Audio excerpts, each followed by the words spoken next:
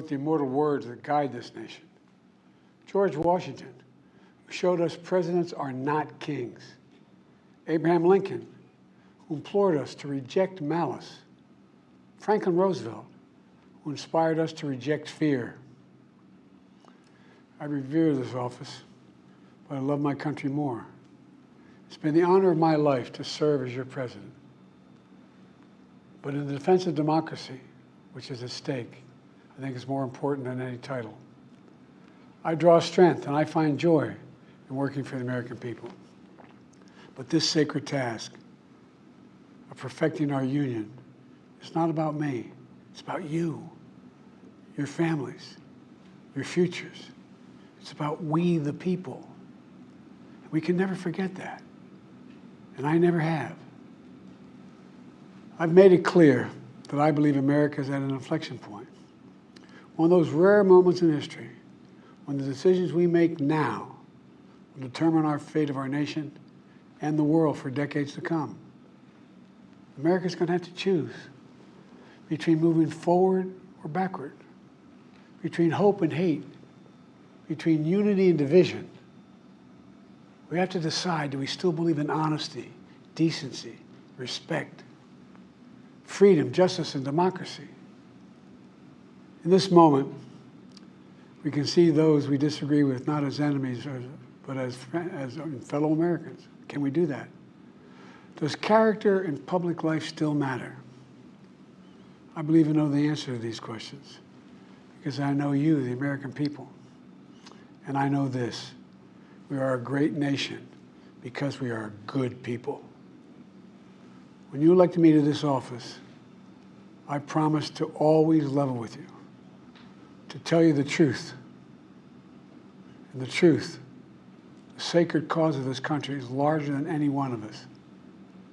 And those of us who cherish that cause, cherish it so much, a cause of American democracy itself, must unite to protect it. You know, in recent weeks, it's become clear to me that I need to unite my party in this critical endeavor. I believe my record as president, my leadership in the world, my vision for America's future, all merited a second term. But nothing can come in the way of saving our democracy. That includes personal ambition. So I've decided the best way forward is to pass the torch to a new generation. That's the best way to unite our nation. You know, there is a time and a place for long years of experience in public life. There's also a time and a place for new voices, fresh voices, yes, younger voices. And that time and place is now. Over the next 6 months, I'll be focused on doing my job as president. That means I'll continue to lower costs for hardworking families, grow our economy. I'll keep defending our personal freedoms and our civil rights, from the right to vote to the right to choose. I'll keep calling out hate and extremism. Make it clear there is no place in America for political violence or any violence ever, period.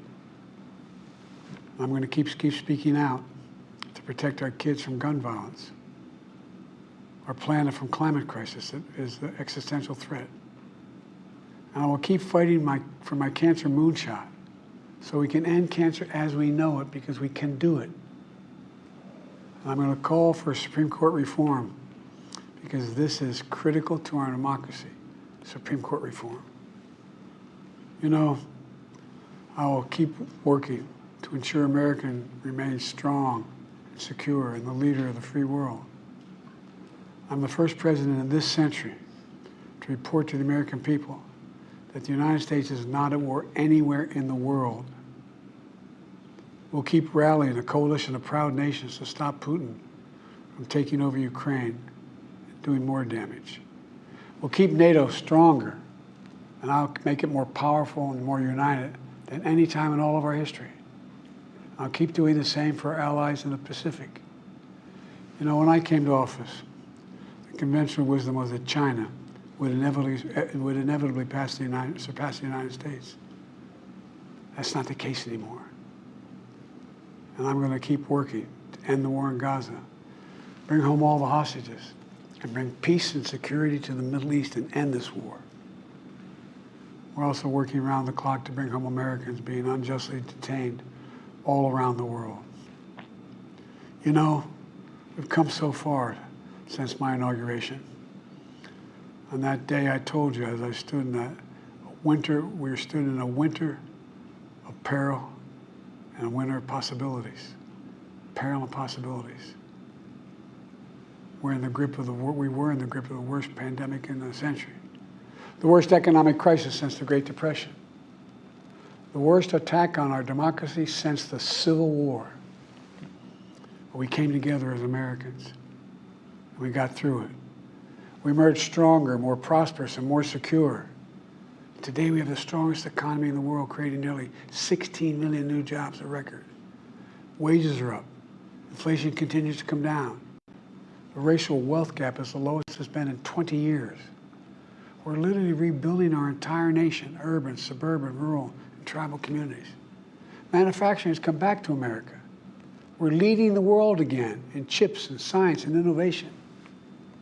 We finally beat Big Pharma after all these years to lower the cost of prescription drugs for seniors. And I'm going to keep fighting to make sure we lower the cost for everyone, not just seniors. More people have health care today in America than ever before. And I signed one of the most significant laws helping millions of veterans and their families who were exposed to toxic materials. You know, the most significant climate law ever in the history of the world. The first major gun safety law in 30 years. And today, the violent crime rate is at a 50-year low. We're also securing our border. Border crossings are lower today than when the previous administration left office. I've kept my commitment to appoint the first black woman to the Supreme Court of the United States of America. I also kept my commitment to have an administration that looks like America and be a president for all Americans. That's what I've done.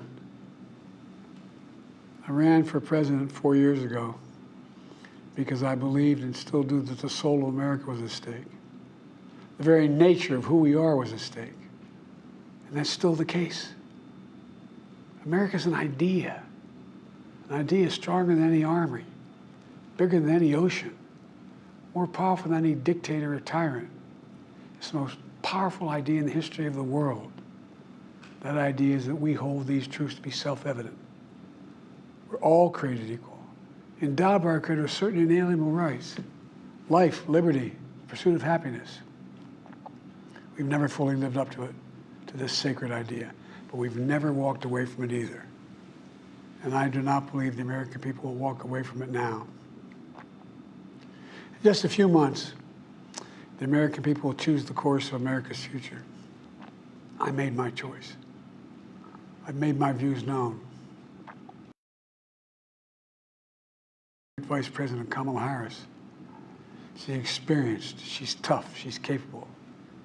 She's been an incredible partner to me and a leader for our country. Now the choice is up to you, the American people. When you make that choice, remember the words of Benjamin Franklin that's hanging on my wall here in the Oval Office, alongside the busts of Dr. King and Rosa Parks and Cesar Chavez. When Ben Franklin was asked, as he emerged from the convention going on, whether the founders have given America a monarchy or republic, Franklin's response was, a republic, if you can keep it. A republic, if you can keep it. Whether we keep our republic is now in your hands. My fellow Americans, it's been the privilege of my life to serve this nation for over 50 years. Nowhere else on earth could a kid with a stutter, from modest beginnings in Scranton, Pennsylvania, and Claymont, Delaware, one day sit behind the resolute desk in the Oval Office as President of the United States. But here I am. That's what's so special about America. We're a nation of promise and possibilities, of dreamers and doers, of ordinary Americans doing extraordinary things. I've given my heart and my soul to our nation, like so many others. I've been blessed a million times in return with the love and support of the American people. I hope you have some idea how grateful I am to all of you. The great thing about America is here, kings and dictators do not rule, the people do. History is in your hands. The power is in your hands. The idea of America lies in your hands. We just have to keep faith, keep the faith, and remember who we are. We're the United States of America, and there's simply nothing beyond our capacity when we do it together. So let's act together, preserve our democracy. God bless you all, and may God protect our troops. Thank you.